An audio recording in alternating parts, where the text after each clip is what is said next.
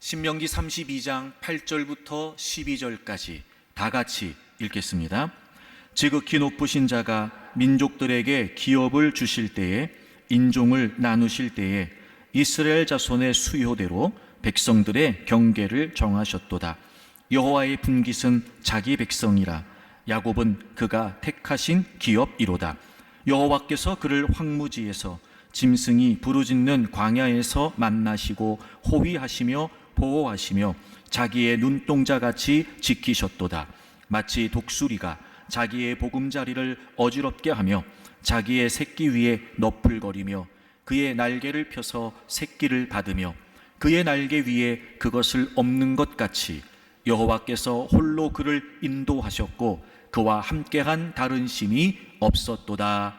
아멘. 요즘 우리 사회에서 불고 있는 열풍 중에 하나가 있는데 바로 인문학 열풍입니다.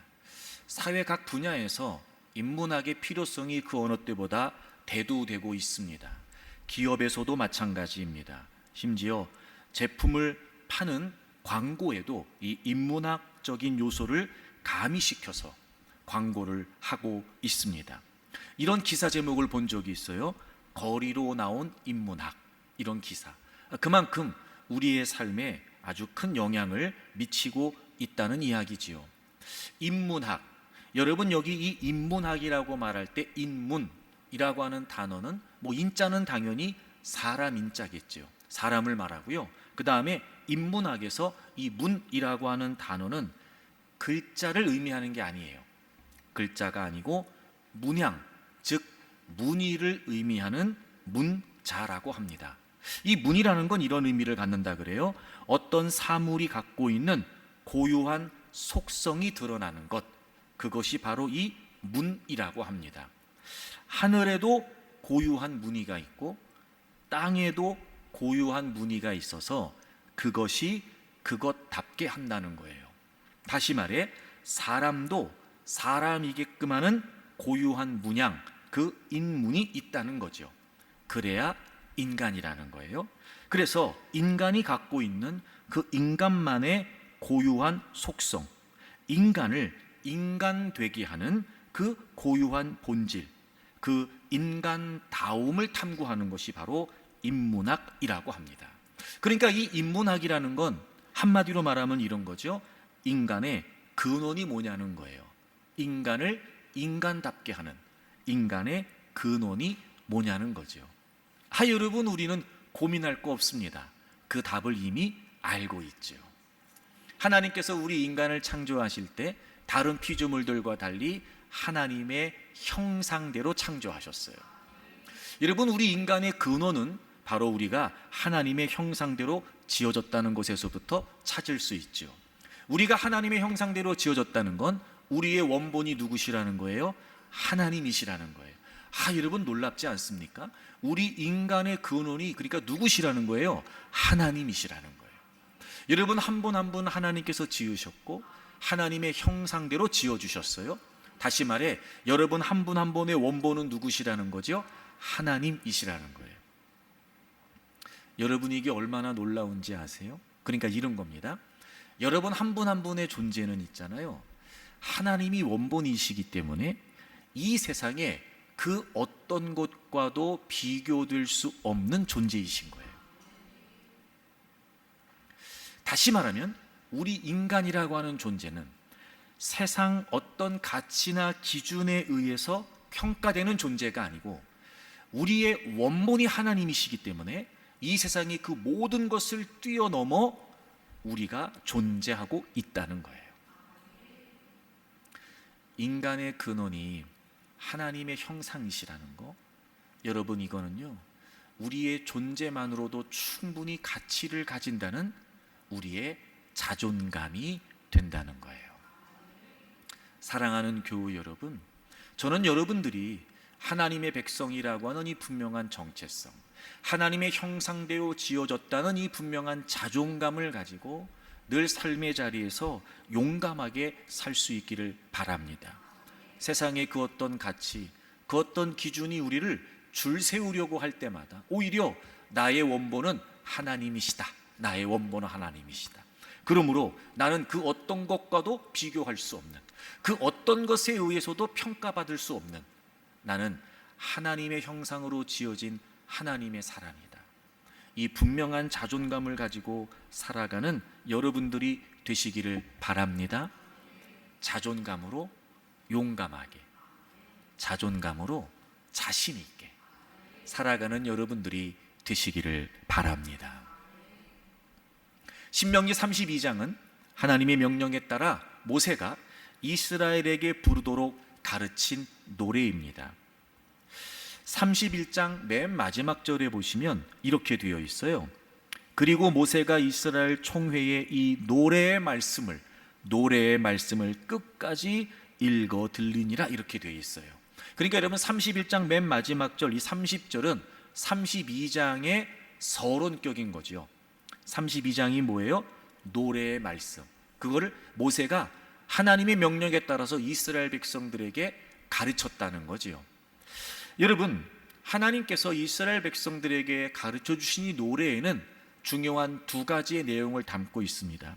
첫째는 지금까지 그들을 이끄셨던 하나님의 은혜를 찬양하고 감사하게 하시기 위함이었습니다. 그리고 또 하나는 지금 가나안 정복 전쟁을 앞두고 있었던 출애굽의 2세대, 그들에게 격려하시고 용기를 주시기 위함이었습니다. 그도 그럴 것이, 여러분, 이제 출애굽의 2세대들은 가나안을 정복해야 됩니다. 말이 좋아 약속의 땅이지 저절로 얻어지는 땅이 아니었고요, 그들이 싸워서 정복해야 하는 땅이었습니다. 그러니 여러분, 이스라엘 백성들 상황에서 봤을 때 가나안 정복 전쟁은 정말 두려운 일이었을 겁니다. 그들은 이미 정착하고 살고 있었고 크고 견고한 성을 가지고 있었습니다. 게다가 그들은 아주 강대한 족속이었습니다.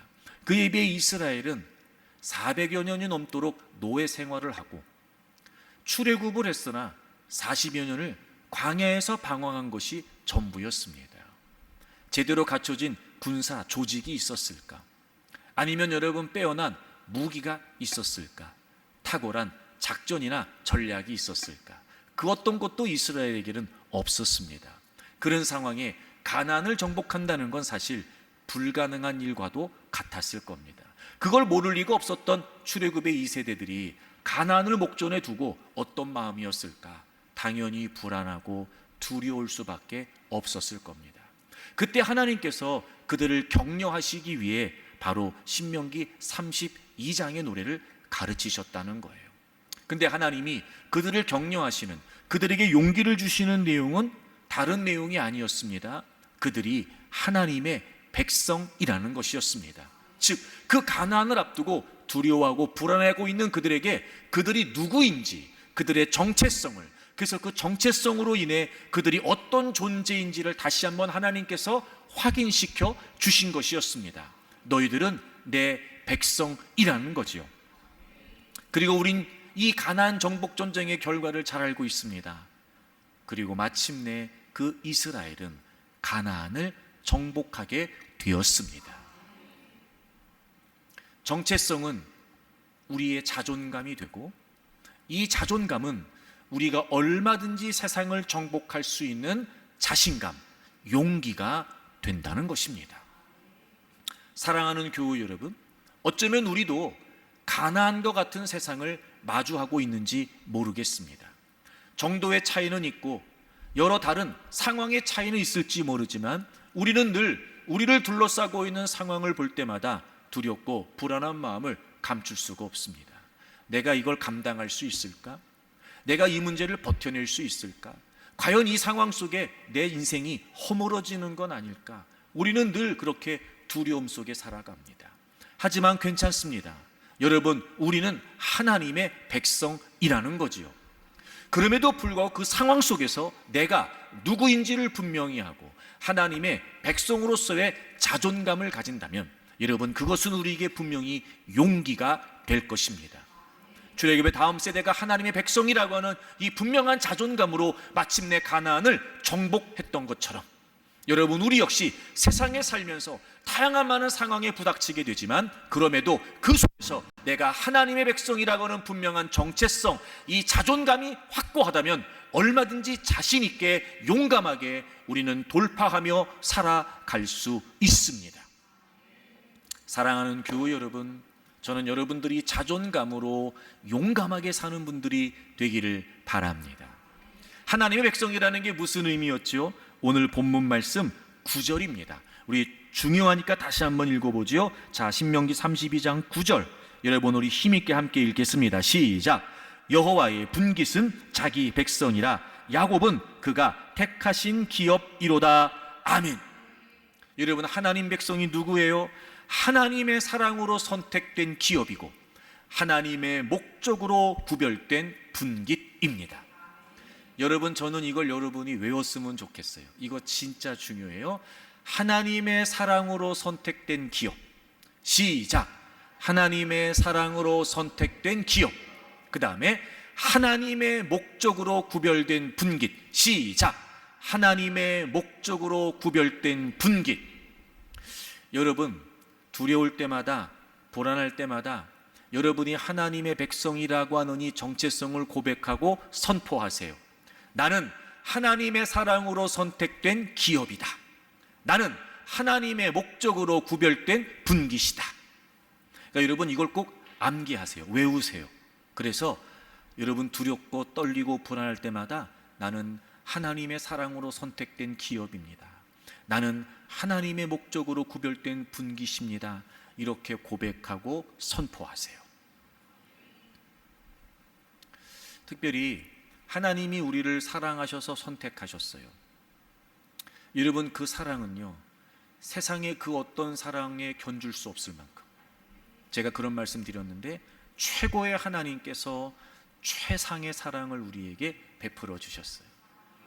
여러분, 어찌 보면 하나님은 여러분을 사랑하십니다라고 하는 이 말이 꽤나 상투적으로 들릴지 모르지만, 여러분, 그 의미는 전 우주적이라는 걸 잊지 마세요. 하나님이신 예수님께서 그 하늘의 모든 영광 보좌를 버리시고 육신의 몸을 입고 이 땅에 오셨어요. 여러분, 이것도 기가 막히지 않습니까? 근데 그렇게 오신 이유가 뭐였어요? 저와 여러분들을 사랑하셔서 구원하셔서 자신의 자녀 삼으시기 위함이었어요. 와, 여러분 놀랍죠, 여러분. 여러분 한 분 한 분은 그런 하나님의 사랑으로 선택된 분들입니다. 근데 하나님이 그렇게 우리를 선택하신 것은 분명한 이유가 있었기 때문이었어요. 그래서 하나님의 목적으로 구별된 분깃이다. 구별된 분깃이다. 그 하나님의 목적이 뭐였죠? 바로 하나님 나라의 복음이었습니다. 물론 주님은 우리를 구원하시기 위해 이 땅에 오셨는데, 우리뿐만이 아니라 모든 사람을 구원하시기 위해 이 땅에 오셨어요. 하나님은 그래서 하나님의 나라의 완성을 위해 예수님을 이 땅에 보내주셨고, 그 예수 그리스도를 먼저 믿은 저와 여러분들을 통해서 이 하나님이 갖고 계신 역사의 섭리, 바로 하나님 나라의 복음이 땅끝까지 증거되는 이 일을, 이 하나님의 원대한 역사를 저와 여러분을 통해 펼쳐가기를 원하신다는 거예요. 여러분, 하나님이 이 놀라운 계획을 위해 저와 여러분들을 부르셨고, 마침내 하나님은 반드시 그 하나님 나라를 완성하실 텐데, 여러분 그 역사에 저와 여러분을 쓰시기를 원하신다는 거죠. 그래서 우리는 내가 하나님의 사랑으로 선택되었다, 이것뿐만이 아니라 이제는 이 관점을 우리가 확대해서, 이제 내가 하나님 나라의 복음, 땅끝까지 하나님 나라의 복음이 증거되는 이 놀라운 하나님의 역사를 위해 내가 존재한다라고 하는 보다 더 폭넓은 시각, 우리에게 필요합니다. 하나님께서 하나님의 백성들을 선택하셔서 부르신 이유는 명확합니다. 명확합니다. 자, 창세기 12장을 찾겠습니다. 하나님께서 아브라함을 부르실 때 3절을 보실까요? 창세기 12장 3절. 너를 축복하는 자에게는 내가 복을 내리고 너를 저주하는 자에게는 내가 저주하리니. 자, 그 다음부터 같이 있습니다. 시작. 땅의 모든 족속이 너로 말미암아 복을 얻을 것이라 하신지라. 아멘. 하나님이 아브라함을 부르시면서 그에게 복을 주시겠다고 해요. 근데 하나님은 단지 아브라함 한 사람에게 복을 주시기 위해서 부르신 게 아니었어요. 분명히 하나님은 말씀하세요. 땅의 모든 족속이 너로 말미암아 너를 통해서 복을 얻을 것이라. 그러니까 하나님이 아브라함을 부르신 건 아브라함만을 위해 부르신 게 아니었지요. 아브라함을 부르신 하나님의 시각 속에는 모든 민족과 열방이 있었던 거예요. 그래서 아브라함을 부르셔서 아브라함을 복 주시고 그 아브라함을 통해 모든 민족이 예수 그리스도라고 하는 복을 얻기를 원하셨던 거예요. 하나님이 하나님 백성들을 부르실 때 분명한 목적을 갖고 계셨어요. 땅의 모든 족속이. 여러분, 아브라함뿐만이었을까요? 이삭 그리고 야곱 역시 마찬가지였어요. 창세기 28장을 찾겠습니다. 28장 14절. 하나님이 야곱에게 이렇게 말씀하세요. 네 자손이 땅의 티끌같이 되어 네가 서쪽과 동쪽과 북쪽과 남쪽으로 퍼져나갈지며. 자, 그 다음부터 같이 읽습니다. 시작. 땅의 모든 족속이 너와 네 자손으로 말미암아 복을 받으리라. 아멘. 여러분, 아브라함에게 하셨던 말씀을 야곱에게도 그대로 하세요. 너의 자손에게 내가 복을 주겠다. 동서남북으로 퍼져나갈 거야. 그리고 말씀하시더니 땅의 모든 족속이 너와 네 자손으로 말미암아 복을 받을 것이다. 여러분, 하나님이 야곱을 선택하시고 차자였으나 당시의 문화를 뒤바꿔 가시면서까지, 관습을 깨뜨리시면서까지 하나님이 차자였던 야곱을 통해 하나님의 복과 약속을 이어가시겠다는 거예요. 어찌 보면 야곱 개인적으로 봤을 때 놀라운 은혜였습니다. 하지만 그렇게 하셨던 것은 야곱 한 사람에게 국한된 것이 아니었고 그 야곱을 통해 역시 땅의 모든 족속이.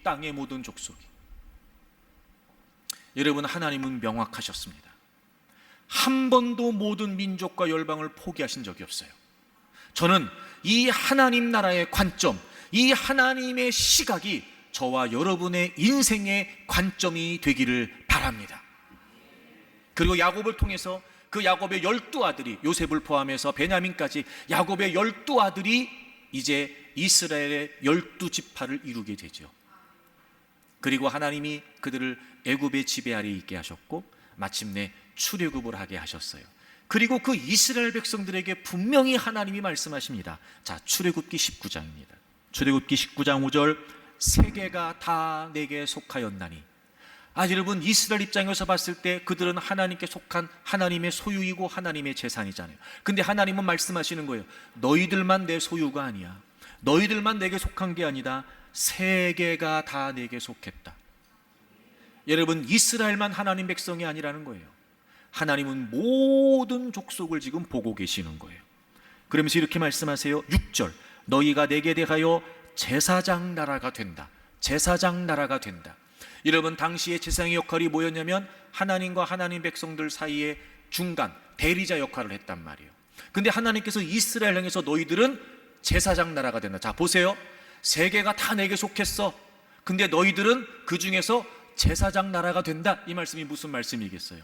세계가 다 하나님께 속해 있는데 유독 하나님이 이스라엘을 선택하신 것은 그들만 선택하시겠다는 게 아니라 땅의 모든 족속들을 원하셨던 하나님께서는 그 이스라엘을 선택하셔서 제사장 나라, 즉 하나님의 대리자로 하나님이 그들을 쓰시겠다는 거였어요. 여러분, 하나님께서 하나님 백성들을 부르시는 목적은 명확합니다. 하나님은 한 번도 모든 민족과 열방을 포기하신 적이 없어요. 우리를 부르신 목적은 그럼 어떨까요? 오늘날 하나님의 백성으로, 오늘날 하나님의 자녀로 살아가는 우리를 하나님이 선택하시고 부르신 분명한 목적은 뭘까요? 동일하겠죠. 땅의 모든 족속이 저와 여러분으로 말미암아. 하나님은 오늘도 우리에게 말씀하시는 거예요. 야, 너희들은 내 백성이야. 그런데 너희들만 내게 속한 게 아니라 땅의 모든 족속이 내게 속했다. 내가 너희들을 제사장으로 삼는다. 하나님과 아직도 믿지 않는 모든 열방 속에 하나님은 우리를 제사장이 되게 하셔서 하나님 나라의 복음을 전하는 하나님의 대리자, 하나님의 대사, 하나님의 사신, 그렇게 하나님이 우리를 쓰시겠다는 거예요. 우리가 너무 잘 알고 있는 베드로전서 2장을 찾겠습니다.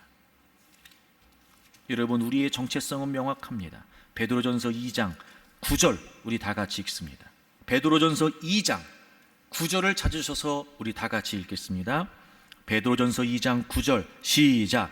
그러나 너희는 택하신 족속이요 왕같은 제사장들이요 거룩한 나라요 그의 소유가 된 백성이니 이는 너희를 어두운 데서 불러내어 그의 기이한 빛에 들어가기 하시니에 아름다운 덕을 선포하게 하려 하심이라. 아멘. 하나님이 우리를 택하셨어요. 그리고 우리를 뭐라고 말씀하세요? 제사장이다. 제사장이다. 여러분, 출애굽기 19장에 나오는 내용과 동일한 맥락이에요. 이제 예수 그리스도를 믿고 하나님의 자녀가 된 우리 모두는 하나님의 백성이에요. 하나님이 우리를 제사장으로 부르신 거예요. 아직도 하나님을 알지 못하는, 아직도 하나님 나라의 복음을 듣지 못하고 있는 그들을 하나님께로 돌아오게 하시기 위해서 하나님은 우리를 대리자로, 대사로 부르셨다는 거예요. 그 아름다운 덕을, 즉 하나님 나라의 복음을 선포하게 하려 하심이라고요. 사랑하는 교회 여러분, 진짜 하나님을 믿는 믿음으로 사는 게 뭘까요? 우리가 정말 하나님의 백성으로 산다는 게 무슨 의미일까요? 늘 우리는 어떻게 하면 이 하나님 나라의 복음이 모든 민족에게 전파될 수 있을까? 그 관심, 그 이유, 그 목적으로 사는 거예요. 제가 늘 여러분에게 입버릇처럼 강조했어요. 그래서 이기적인 신앙생활은 성경적이지 않아요. 저는 우리가 이 부분이 다 좀 변했으면 좋겠어요. 이를테면 나만 잘 되면 돼, 내 자녀만 잘 되면 돼, 내 가정만 잘 되면 돼, 그리고 내 교회만 잘 되면 돼. 이게 아니고 하나님이 우리를 부르신 이유는 그게 아니란 말이에요. 여러분, 그게 아니에요. 여러분, 하나님의 목적은 거기에 있지 않습니다. 저와 여러분을 부르시고 여기에 교회를 세우셔서 정말 우리에게 하나님이 기대하시는 건 우리로 말미암아 땅의 모든 족속이 하나님 나라의 복음을 듣기를 원하시는 거예요. 저는 저와 여러분 모두 이 분명한 하나님 나라의 관점이 있기를 바랍니다. 하나님의 사랑으로 선택된 기업, 하나님의 목적으로 구별된 분깃, 이 하나님 나라의 복음이라고 하는 정말 이 위대한 역사에 중심에 하나님이 우리를 두시고 마침내 이루어질, 반드시 성취될 이 하나님 나라의 완성을 위해 하나님이 저와 여러분들을 부르셨다는 거, 존재케 하신다는 거, 사용하기를 원하신다는 거 잊지 않기를 바랍니다. 늘 우린 그걸 골몰해야 됩니다. 저는 그래서 우리 교회가 그런 교회가 됐으면 좋겠어요. 우리 모두 이 하나님 나라의 복음에 한마음 한뜻이 되어서 어떻게 하면 우리를 통해 하나님의 복음이 증거될까? 어떻게 하면 우리를 통해 모든 민족과 열방에 하나님의 복음이 증거될 수 있을까? 우리가 뭘 하면 하나님의 복음이 확장될 수 있고 우리가 어떻게 하면 하나님 나라를 완성해 갈 수 있을까? 여러분, 우리가 늘 그게 우리의 삶의 이유가, 우리 교회의 존재의 이유가 되기를 바랍니다. 근데 우리가 이렇게 살면은요, 하나님이 우리를 책임져 주세요. 그렇게 하나님이 이스라엘 백성들을 부르셨고, 그래서 하나님이 그들에게 말씀하세요. 내가 너희들과 함께해서 너희들을 인도한다, 이렇게 말씀하시죠. 그래서 지난 주일에는 하나님이 우리를 인도하신다라고 하는 내용을 같이 생각해 봤어요. 인도하신다는 게 어떤 말이었어요? 지키신다, 눈동자같이 지키신다 그랬어요. 눈동자같이 지키신다. 자, 그 다음에 하나님께서 그런 우리를 인도하신다는 건 또 어떤 의미일까? 자, 오늘 본문 돌아오세요. 신명기 32장. 하나님을 인도하시는데 첫째는 눈동자같이 지키시는 거예요. 두 번째 어떻게 인도하시냐? 11절 보겠습니다.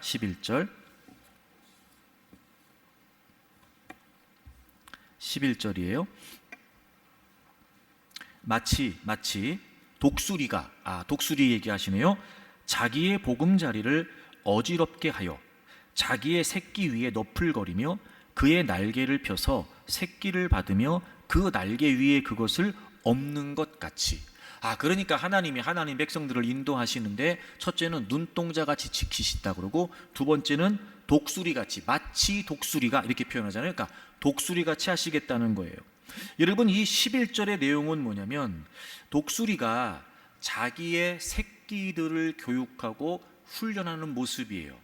일반적으로 이렇게 설명들을 많이 했어요. 그래서 그 새끼들을 훈련하기 위해서 일부러 둥지에서 높이 데리고 올라가서 떨어뜨린 다음에, 그 다음에 기다리고 있다가 그 어미 독수리가 날아와서 그 날개로 딱 받쳐주고, 그래서 계속해서 훈련한다, 이런 일반적인 설명을 했었어요. 근데 여러분, 이건 좀 설명이 필요한데요, 근데 이 부분에 대한 반박들이 있었어요. 그게 뭐냐면, 먼저 이 11절에 절벽 위에서 새끼를 떨어뜨린다 라고 하는 직접적인 언급이 없잖아요. 그러니까 그게 얘기들을 많이 했어요. 또 하나, 독수리는요, 습성상 새끼를 절벽 위에 떨어뜨려서 날개로 받는 그런 습성이 없다네요. 그런 과학적인 견해도 있었어요. 그래서 잘못 해석한 것이 아니냐라고 이렇게 이야기를 했는데, 제가 좀 주석을 좀 자세히 살펴봤어요. 먼저 여기 우리 성경에 독수리로 번역된 히브리어는 네쉐르라고 하는 단어인데, 이 단어는 정확히 하면 우리가 보통 일반적으로 알고 있는 독수리가 아니고요, 흰머리 수리래요. 이게 머리가 휘어서 마치 멀리서 보면 머리가 없는 것처럼 보인다고 해서 이 흰머리 수리를, 혹은 대머리 수리, 이렇게도 얘기하더라고요. 여러분, 이 흰머리 수리는요, 미국을 상징하는 동물이에요. 그래서 독수리하고는 조금 다르더라고요. 흰머리 수리예요. 그러니까 정확한 표현은 뭐냐면 흰머리 수리예요. 그리고 실제로 성경에 욥기 39장 27절, 예레미야 49장 16절에 보면, 물론 독수리라고 번역되어 있지만 사실 역시 네쉐르, 흰머리 수리를 말하는데요, 절벽 위에 보금자리를 짓는다라고 하는 내용들이 성경 구절에도 언급되어 있어요. 제가 WBC라고 하는 주석에 찾아봤더니 여기에 아주 흥미로운 이야기가 있더라고요. 드라이버라고 하는 사람이 실제로 목격한 목격담을 벤트라고 하는 성경학자가 그대로 거기 옮겨놨어요. 제가 그대로 읽어볼게요. 어미는 험한 바위산 위에서 알을 까고 새끼를 거칠게 다루는데, 어미는 새끼를 약 90피트 상공에서 떨어뜨렸다, 이렇게 되어 있어요. 여러분, 90피트는 27.5m래요. 그 다음에 어미는 새끼 아래로 급강하하고 새끼는 어미의 등에 내려앉았다. 실제로 본 내용이에요. 어미는 산등성이 꼭대기로 날아오르고 그 과정을 반복한다. 어미는 나르는 사이에 일단 15분을 기다렸다. 어미가 새끼를 가장 높은 곳에서 떨어뜨리는 거리는 150피트, 46.7m 상공이었던 것으로 보였다. 나의 부친과 나는 넋을 잃고 1시간 이상 새끼를 바라보았다, 이렇게 되어 있어요. 그러니까 이 독수리로 번역된 말은 정확히 흰머리 수리이고, 이 흰머리 수리는 우리가 일반적으로 이해하고 있는 것 같은 그런 훈련의 과정을 새끼들에게 하고 있었던 거예요. 실제로 이 흰머리 수리 같은 경우는요, 절벽 위에 둥지를 튼대요. 새끼를 한 번에 약 4알 정도, 알을 4개쯤 낳고 새끼를 부화를 하는데, 실제로 4개가 부화가 돼도요, 4마리가 부화가 돼도 먹이 생존 경쟁에서 도태되기도 하고, 그리고 이 훈련을 잘 거치지 못해서, 날지 못해서 절벽에서 떨어지기도 한대요. 그래서 실제로 1-2마리 정도만 생존한다네요. 그러니까 이 11절의 내용은 흰머리 수리가 자기 새끼를 교육하고 훈련하는 과정을 설명한 거 맞아요. 자, 그러면 하나님께서 하나님 백성들을 인도하세요. 눈동자같이 지키세요. 두 번째, 독수리같이 훈련하세요. 다시 말하면 하나님이 우리를 부르신 분명한 이유와 목적, 바로 이 하나님 나라 복음, 이걸 위해서 하나님은 우리를 쓰시기를 원하시는데 그냥 쓰시는 게 아니고 마치 독수리가, 흰머리 수리가 자기의 새끼를 훈련하고 연단시키는 것처럼 하나님이 하나님 백성들을 인도하시는 과정에 뭐가 있다는 거예요? 독수리같이, 흰머리 수리같이 연단시키신다는 거예요.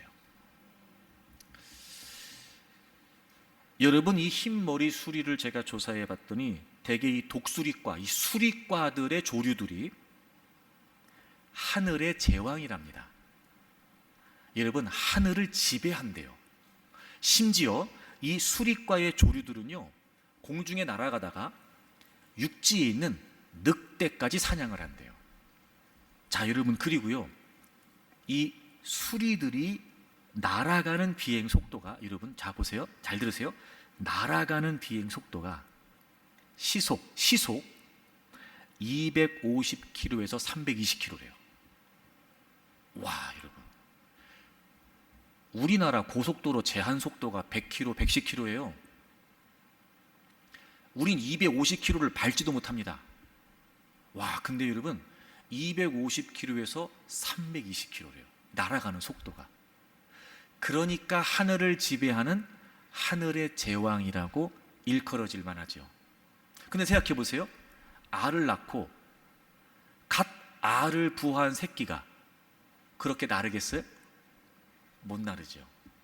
아니, 날개를 쓰는 것도 몰라요.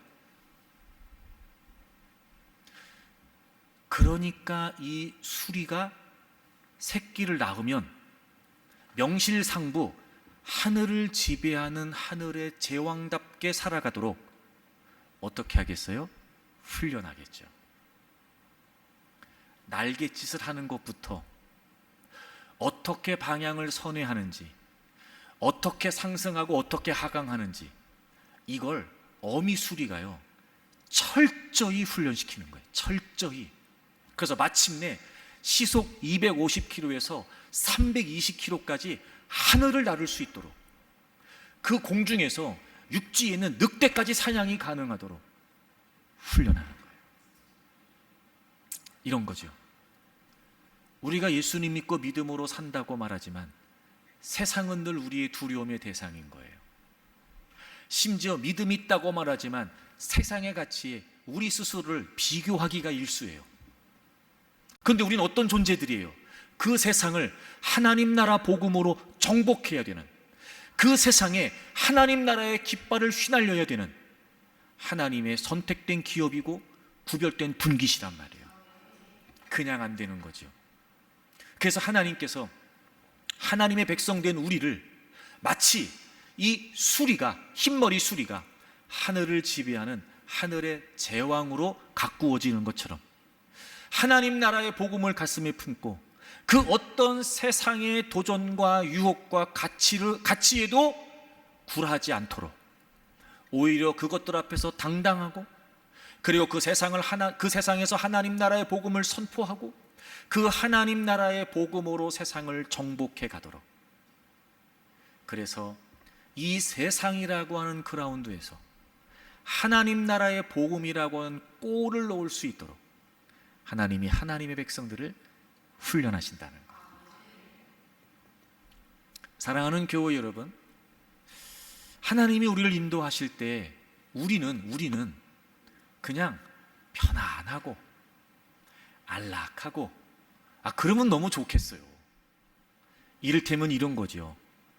둥지 안에서, 그죠? 네, 둥지 안에서 그냥 늘 어미새가 보호해주고 챙겨주고 먹여주고 입혀주고, 우린 그냥 그렇게 쭉 편안히 살면 좋은 거예요. 근데 하나님은 그렇게 안 하세요. 왜냐하면 우리는 세상을 지배하는, 세상을 정복하는 하나님 나라 복음의 군사가 되어야 되니까. 그래서 하나님은요 우리를 둥지 안에 두지 않으세요. 그래서 오늘 본문이 11절에 이렇게 시작하잖아요. 마치 독수리가 자기의 보금자리를 어떻게 한대요? 어지럽게. 이 보금자리가 둥지겠죠. 어지럽게 한다는 말이 무슨 말이냐면 흔들어 깨운다 이런 말이에요. 그러니까 그 둥지를 어떻게 한다는 거예요? 깨뜨리는 거예요. 그 둥지를. 새끼새가 그 둥지 안에 막 파고들면 파고들수록 어미새는 어떻게 하는 거예요? 그 둥지를 막 뒤흔드는 거예요. 막 뒤흔드는 거예요. 그래가지고 어쩔 수 없이라도 그 둥지에 안주하지 못하도록. 우리는 그냥 그렇게 안주하고 싶지만 하나님은 우리를 그렇게 놔두지 않으세요. 그래서 하나님은요, 우리가 안주하려고 하는 이 삶의 둥지들을 하나님이 다 흔들어 버리시는 거예요. 다시 말하면 이런 거예요. 하나님이 우리가 세상이라고 하는 환경을 정복할 수 있도록, 하나님은 우리가 안주하려고 하는 환경을 깨뜨리시는 거예요. 제가 이런 생각을 해봤어요. 우리가 하나님 나라의 복음을 위해 사는 건 알겠다, 좋다. 근데 꼭 그게 우리의 둥지를 뒤흔드셔서 우리의 환경을, 그렇게 환경을 통해서 우리를 연단하셔야만 꼭 우리가 하나님 나라의 복음을 위해 살 수 있는 존재로 가꾸어지는 걸까? 꼭 그런 연단과 그런 훈련, 특히 이 환경을 통해서 우리를 연단하시는 훈련이 꼭 있어야 우리가 변하는 걸까? 이런 마음 들었어요. 왜냐면 우린 착하잖아요. 그러니까 주님이 말씀하신 말도 잘 들을 것 같고, 우리는 워낙 사람들이 착해서 주님이 하라고 하시면 잘할 것 같은데 왜 굳이 주님은 환경을 통해서 우리를 가꾸시려고 하는 걸까? 제가 사실 의문이 좀 있었어요. 근데 제가 지금 소개해드릴 이 이야기를 보면서 제가 깨달았어요. 그게 아니라는 걸 말입니다. 1950년대 미국은 담배의 전성기였답니다. 당시에 미국 인구의 거의 절반이 지독한 흡연자들이었대요. 그런데 점점 의학 기술이 발달되면서 담배에 수많은 폐단이 있다는 사실이 밝혀지기 시작한 거예요. 지금 우린 너무 상식이죠. 예를 들면 흡연이 암을 유발한다든지 또 수명을 단축시킨다든지 이런 얘기들. 그래서 이런 보고서들이 계속 발표가 되고 칼럼들이 발표가 되면서 미국 전역에 있는 많은 사람들이 흡연이 이렇게 안 좋구나, 흡연이 이렇게 위험하구나를 알기 시작했다는 거예요. 여러분, 그러면 상식적으로 흡연율이 어떻게 돼야 되겠어요? 떨어져야 되잖아요. 근데 놀라운 사실은 흡연율이 떨어지지 않은 거예요. 분명히 흡연의 위험성을 알기 시작했고 그것이 건강에 나쁘다는 사실을 인식하기 시작했음에도 불구하고 흡연율이 낮아지지 않았어요. 심지어 담뱃값 겉면에 경고 문구가 적힌 담배를 출시하기 시작했대요. 그게 1966년이었대요. 근데 희한한 건 여러분, 흡연율이 떨어지기는커녕 담배 판매량이 늘었답니다. 먼저 보세요. 분명히 흡연의 위험을 알아요. 근데요, 그 지식이 습관을 바꾸지 못하는 거예요. 제가 이걸 깨달았어요. 이게 우리다. 여러분, 지식이 우리를 바꾸지 못합니다. 그 다음에 근데 그럼에도 불구하고 흡연율이 떨어지지 않은 이유가 그들이 금연을 안 했기 때문이 아니었다는 거예요. 여러분, 그런 흡연의 폐단이 알려지면서 담배를 끊겠다고 결단한 사람이 굉장히 많아지기 시작했대요. 당시에 흡연자의 68%가 담배를 끊겠다고 다짐하고 시도했답니다. 근데요 여러분, 10명 중에 9명이 실패했대요. 흡연을 하겠다고 의지를 가지고 금연하겠다고 시작을 했는데 일주일이 채 되지 않아서 또다시 흡연을 시작했다는 거예요. 10명 중에 9명이. 그리고 그 중에 1명이 성공을 했는데 그 한 명도 평균 30회 이상 금연을 시도하면서 성공했다는 거예요. 제가 또 하나를 깨달았어요. 의지력 가지고 변화되지 않습니다. 그게 우리예요. 의지를 갖고 결단한다고 우리가 변할까? 안 변합니다. 지식으로도 안 변하고요, 의지로도 안 변해요. 그게 우리예요. 그게 우리예요. 자, 그럼 현재 어떠냐? 현재 2023년 기준으로 우리나라의 흡연율은 19.6%입니다. 근데 여기에 이 여성 흡연자들의 비율이 신뢰가 안 된대요. 솔직히 답을 안 해서. 근데 제가 느끼기에는 우리나라는 20% 넘을 것 같아요, 지금 흡연율이. 근데 여러분, 현재 미국의 흡연율은 11%랍니다. 놀랍죠? 자, 그러면 우리 이제 궁금해야 돼요. 궁금한 거예요. 그럼 아니, 지식으로도 안 되고 의지로도 안 되는데 어떻게 이렇게 흡연율이 떨어질 수 있었을까? 1970년부터 미국에서는 담배 광고를 금지했답니다.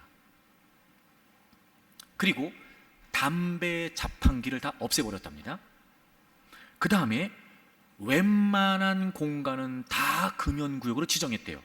사무실, 식당, 공공장소, 해변, 심지어 술집에서도 금연하겠대요. 법으로 정해서. 그게 이제는 집이나 혹은 자기 자동차가 아니면 흡연할 수가 없는 거예요. 다시 말해, 여러분 느껴지세요? 흡연자들의 환경이 지금 변한 거예요. 흡연할 데가 없는 거예요. 흡연자들의 환경이 지금 다 깨지고 있는 거예요. 결국 환경이 바뀌니까 금연율이 높아진 거예요. 제가 이걸 보고 깨달았어요. 우리가 그렇습니다. 여러분, 우리가 아무리 하나님 나라 백성으로, 하나님 나라 관점으로 이전과는 다른 변화된 가치, 변화된 삶, 이게요, 안다고 되지 않고요, 내가 결심한다고 되지 않아요. 우리가 변할 수 있는 방법이 뭔지 아세요? 환경이 바뀌는 거예요. 비로소 제가 하나님의 마음을 깨달았습니다.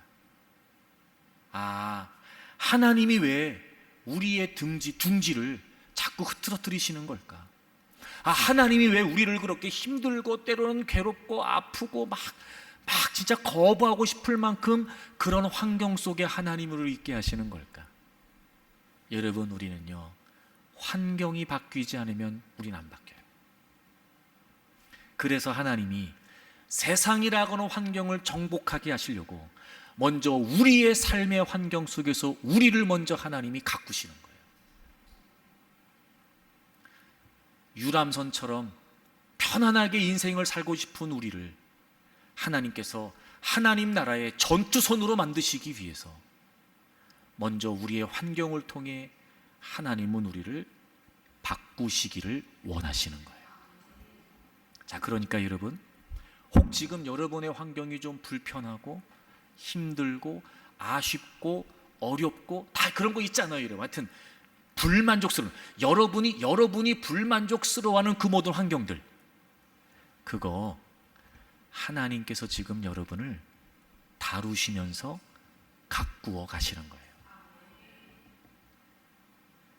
그래서 우리가 하나님 나라의 복음을 위해 살아갈 수 있는 하나님 나라의 백성 되도록. 야고보서 1장을 찾겠습니다. 우리가 이렇게 이해해야 돼요. 이제 오해하지 말고 하나님의 마음을 잘 이해하시면 좋겠어요. 1장 2절, 내 형제들아, 너희가 여러 가지 시험을 당하거든 온전히 기쁘게 여기라. 하여튼 여러분, 이 말씀은요, 아무리 생각해도 아멘이 쉽지 않은 말씀은 맞습니다. 네. 여러분, 여기에서 이 시험이라고 하는 단어가 참 은혜가 되는데, 저를 보세요. 저는 참 정말 성경이 저는 이런 게 너무 저는 은혜가 되는 거예요. 우리말로 시험이라고 번역된 헬라어는 3가지 종류가 있어요. 첫째 시험은 뭐냐면 테스트. 하나님이 우리의 믿음을 훈련하시는 테스트. 이것도 시험이에요. 두 번째, 템테이션. 유혹. 우리의 죄성, 우리의 욕심. 그래서 원수마귀가 우리를 믿음에서부터 넘어지게 하는 유혹, 이것도 시험이에요. 그럼 여기 야고보서 1장 2절에 쓰여진 시험이라는 단어는 둘 중에 뭘까요? 둘 다 아니에요. 여기에 번역된 시험이라고 하는 단어는 1번과 2번을 다 포함해요. 자, 보세요. 제가 왜 은혜라고 말하냐? 우리는요, 솔직히 말하면 하나님의 테스트로 시험을 받는 것보다, 솔직히 우리끼리 얘기지만, 우리는 우리의 죄성 때문에 넘어지는 시험이 더 많아요. 그죠? 잘못된 생각, 잘못된 선택, 잘못된 행동, 그래서 주어지는 결과들, 템테이션. 근데요, 그것도 하나님은 우리를 연단하시는 기회로 쓰신다는 거예요. 이야, 여러분, 기가 막히지 않습니까? 여러분, 하나님이 놀랍지 않으세요? 와, 여러분. 근데 여러 가지 시험이래요. 그러니까 이게 아멘이 쉽지 않아요. 시험 단어만 들어도 우리는 막 그냥 거부 반응이 생기는데, 그냥 시험도 아니고 여러 가지 버라이어티한 시험이 있답니다. 근데 또 하나 아멘이 안 되는 이유, 온전히 기쁘게 여기래요. 참나. 이 여긴다는 말이 간주한다 이 말이에요. 기쁘게 생각해라, 기쁘게 결론 내라 이 말이에요. 기뻐하라는 말이에요. 이거 지금은 아멘이 안 되는데, 이제 3절 4절을 보면 조금 수긍이 돼요. 이는, 이유가, 그러니까 하나님은요 우리에게 그렇게 하라고 말씀하시면서 늘 이유를 설명해 주시죠. 이는, 그럼 우리가 여러 가지 시험 속에서도 기뻐할 수 있는 이유가 뭐냐? 너희 믿음의 시련이 인내를 만든대요. 첫째, 하나님이 우리에게 뭘 가르치세요? 인내. 사실 이 인내라고 하는 말도 여러분 별로 그렇게 달갑지 않은 말인데, 원래 이 말의 뜻이 아래에 머물다 이런 뜻이에요. 아래에 머물다. 그러니까 인내가 뭐냐면 힘들고 어렵고 버거운 그 주어진 상황 아래에서 버티는 거예요. 이게 인내예요. 그러니까 하나님이 우리를 훈련하실 때 제일 먼저 뭘 가르치시냐? 참는 거 가르치시는 거예요. 견디는 거, 인내하도록. 그래서 하나님이 허락하신 그 모든 상황, 그게 테스트건 템테이션이건 그 모든 상황 아래에서 우리가 견디는 걸 하나님이 가르치시는 거예요. 여러분, 버티십시오. 버티면 됩니다. 하나님이 그걸 원하세요. 근데 그럼 버티는 게 다냐? 그럼 버티는 게 이유냐? 그게 아니고, 그렇게 인내하게 하시면서 4절, 인내를 온전히 이루면, 이 말이 무슨 말이겠어요? 인내를 온전히 이룬다 이 말이 무슨 말이에요? 끝까지 버티면, 그죠? 끝까지 버티면 이는 너희로 온전하고. 여러분, 여기에서 이 온전하다는 말은 mature, 성숙하다 이런 뜻이에요. 우리로 하여금 성숙하게 하시는 거예요.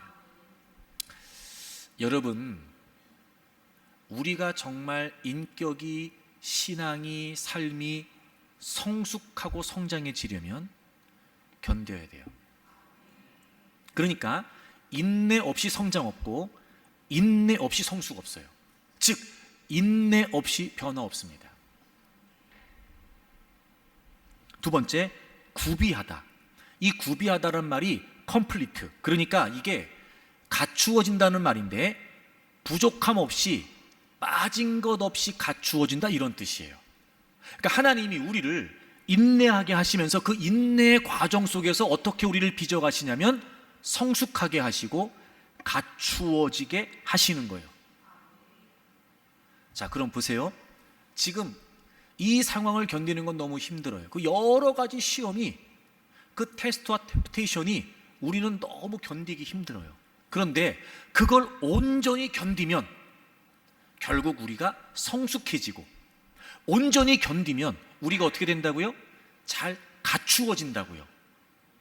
그러면 여러 가지 시험을 당할 때 기뻐할 만하지 않을까? 그런 걸 보면 하나님께서 여기에서 너네 기쁘게 여겨라고 말씀하시는 건 감정이 아니라 결정이에요. 너네 시험을 만나면 감정적으로는 슬프지요. 감정적으로는 괴로워요. 감정적으로는 아파요. 근데 마침내 그 시험을 통해서 우리가 성숙해지고 갖추어질 테니까 너네 그때마다 기쁨으로 결정해. 기쁜 일이라고 결정해. 그리고 기뻐해. 이 말씀하시는 거예요. 그럼 여러분, 우리가 성숙해진다, 갖춰진다, 이게 무슨 말이겠어요? 우리가 지향하게 될, 우리가 그 성숙의, 그 온전함의, 완전함의 목표가 누구예요? 예수님이에요. 예수님. 이런 빌립보서 2장을 찾아보세요. 그럼 이 결정적으로 우리가 어떻게 돼야 되는 거예요? 5절 보세요. 2장 5절. 너희 안에 이 마음을 품어라. 곧 그리스도 예수의 마음이니.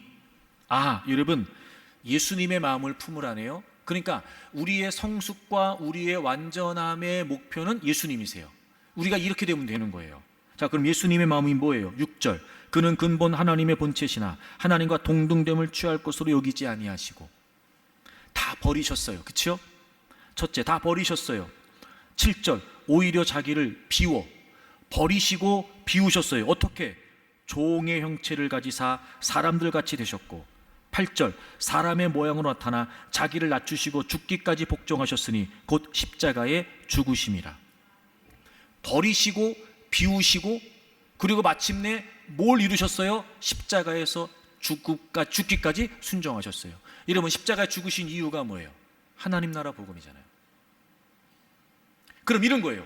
우리가 그리스도를 닮은 모습으로 성숙하고 성장하고 갖추어져야 되는데 뭐 하면 돼요? 버리면 돼요. 비우면 돼요. 그래서 마침내 주님이 하셨던 것처럼 그 하나님 나라 복음을 위해 우린 죽기까지 순종하는 거예요. 이게 하나님이 우리에게 원하시는 모습이에요. 그래서 하나님은 둥지를 흐트러뜨리세요. 그래서 하나님은 세상이라고 하는 한 복판에서 우리의 환경을 통해 우리를 가꾸세요. 그래서 우리를 바꾸시지요. 그 인내 속에서 하나님은 우리를 성숙하게 하시고, 그리고 우리가 갖추어지게 하세요. 하나님 나라 복음을 전하는 하나님 백성으로서 필요한 부분들 갖추게 하시고, 모자란 부분들을 더해 주시고, 모난 부분들을 깎아내시고. 여러분, 우리가 우리를 너무나 잘 알아요. 얼마나 모난 구석이 많은지, 얼마나 변화될 구석이 많은지, 얼마나 버려야 될 게 많은지, 얼마나 비워야 될 게 많은지, 얼마나 고칠 게 많은지. 우리가 우리를 잘 알아요. 근데 우린 스스로 못해요. 알아도 안 변해요. 내가 결단해도 안 변해요. 그러니까 하나님께서 어쩔 수 없이라도 바뀌지 않으면 안 될 만큼 상황 속에 몰아넣으시는 거예요. 그러나 그건 우리가 슬퍼할 일도 아니고 괴로워할 일도 아니에요. 왜요? 하나님이 우리를 마침내 mature, complete, 성숙하게, 온전하게 빚어내실 거니까. 그래서 우리로 하여금 하나님 나라의 복음을 위해 살게 하실 거예요. 사랑하는 교회 여러분, 자존감이 용기가 됩니다. 자존감이 자신감이 되지요. 우린 하나님의 사랑으로 선택된 기업이고, 우린 하나님의 목적으로 구별된 분깃입니다. 그래서 하나님은 우리와 함께 하셔서 우리를 인도하세요. 눈동자같이 지키십니다. 독수리같이 훈련시키시죠. 그리고 마침내 그 삶을 통해, 우리의 삶을 통해 하나님은 하나님 나라의 복음을 위해 우리를 쓰시기를 원하시는 거예요. 사랑하는 여러분, 우리 모두 주님 닮은 모습으로 가꾸어지기를 바랍니다. 주님의 성품으로 우리가 변화되기를 바랍니다. 버리고 비우고 죽기까지 순종하면서 하나님 나라 복음을 위해 살기를 바랍니다. 그렇게 이제 우리의 모든 삶이 하나님께 드려진 삶이 되어서 하나님 우리를 통해 펼쳐가시기를 원하시는, 가히 우리가 상상조차 알 수 없는 그 위대하고 원대한 이 하나님 나라의 복음을 위해 살아가는 저와 여러분들이 되기를 바랍니다. 하나님께서 그렇게 우리를 쓰실 수 있도록 기꺼이 우리의 삶을 내어드리고, 그렇게 주님께서 죽기까지 순종하셨던 것처럼 우리 역시 하나님 나라의 복음을 위해 순종하기를 바랍니다.